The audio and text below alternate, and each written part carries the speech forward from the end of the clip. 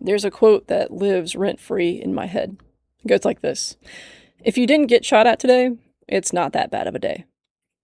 Stick with me for a moment. I know it's a bit graphic. One afternoon, I was sitting at my desk in the middle of the summer. Air conditioning blasting, feet propped up, Diet Coke within reach. We had a drawing package at work that needed to go out the door. It was getting close to 6 p.m., and the project leader was a little frustrated. Not yelling, not screaming, just that quiet, tense frustration that tends to fill a room when something should have been done hours ago and clearly wasn't. I was pretty calm, almost suspiciously calm. Part of it was practical. I was waiting on others. There was nothing more I could do, and I was already in overtime, so take your time. I'm getting paid time and a half. At one point, the project leader walked over to my desk, pulled up a chair, and let out a massive sigh. He looked at me and said, "Why are you not frustrated? Why aren't you mad? How can you be so calm right now?" I stopped what I was doing. I looked at him and asked, "Do you know where I went to school?" He nodded. He knew. I went to the Virginia Military Institute, and one of his buddies went there as well. I said, "Some of the people I went to school with are overseas right now, probably in Iraq or Afghanistan or somewhere else they can't even say out loud. They're hot, they're exhausted, they're away from their families, and they would give anything to be sitting exactly where I am, feet up, air conditioning on, waiting to send PDFs of drawings for a building that doesn't exist yet to a client who might not look at them until tomorrow."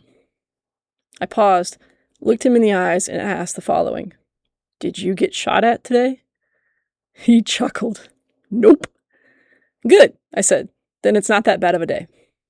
That line has surfaced again and again over the years, usually when the tension starts to creep in the room, and every time it does, it resets everything. Now, let me be clear. I do get frustrated. I have a temper, I have high standards, and I wish people would do their jobs faster, or on time, or even close to on time. So please don't hear this as some claim that I'm permanently calm and enlightened. I'm not. But in that moment, both of us realized something very important. What we were doing mattered, but it wasn't life and death. You see, perspective matters.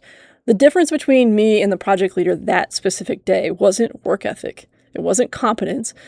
It was where our attention was focused. He was focused on deadlines and pressure, and I was focused on contrast. And contrast provided a powerful way of shrinking my stress. For most of us, our jobs are important, but they are not life or death. We're not making split-second decisions under fire. We're not wondering if we'll make it home tonight.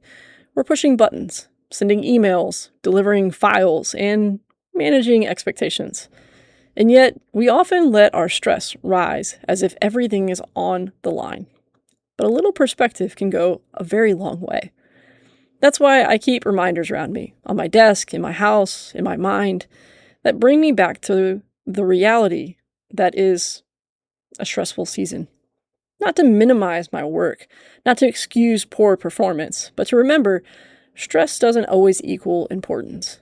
Sometimes stress is just uncomfortable. And being uncomfortable is not the same as being in danger. So here's my challenge to you.